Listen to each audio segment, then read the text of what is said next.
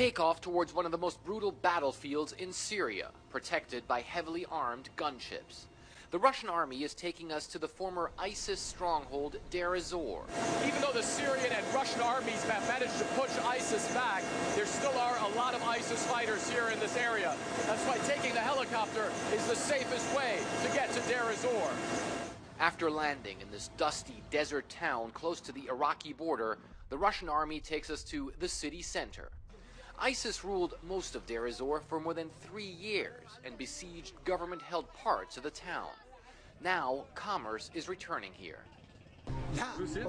No, Russia is a friend, a very, very good friend. We like Russia. We respect and appreciate them.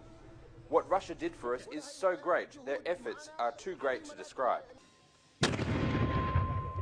The Syrian army and its Russian backers are continuing their offensive against ISIS in southeast Syria, trying to win back the remaining parts of this key town, which remains scarred by the fighting.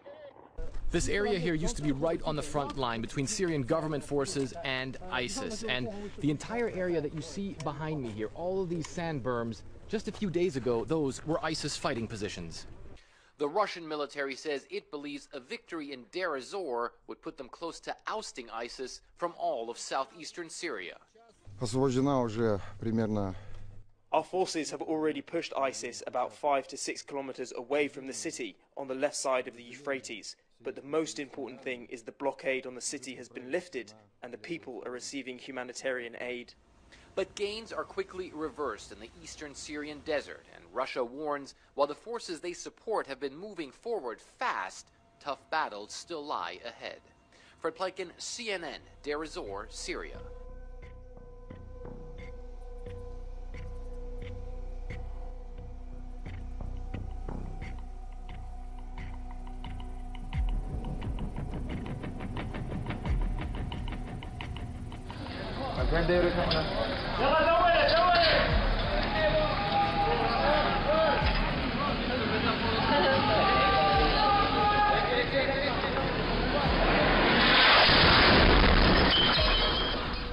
These strikes near the city of Homs is not under control of ISIS, of the Islamic State. So already we are seeing the true intentions of Vladimir Putin, which is to maintain a strong position in Syria, his foothold in the Middle East, and his propping up of Bashar Assad. Bashar Assad.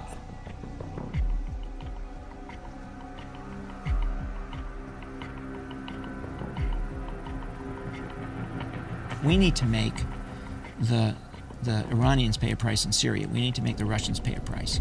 The other thing I would do... We make them pay the price by killing Russians? Yes. And killing Iranians? Yes. Covertly. So you don't tell the world about it, right? You don't stand up at the Pentagon and say, we did this, right? But you make sure they know it in Moscow and Tehran. Here's the other thing I want to do. I want to go after those things that Assad sees as his personal power base, right? I want to scare Assad. So I want to go after his presidential guard. I want to destroy his presidential helicopters. I want to make him think we're coming after him, right? So you don't tell the world about it, right? You don't stand up at the Pentagon and say, we did this.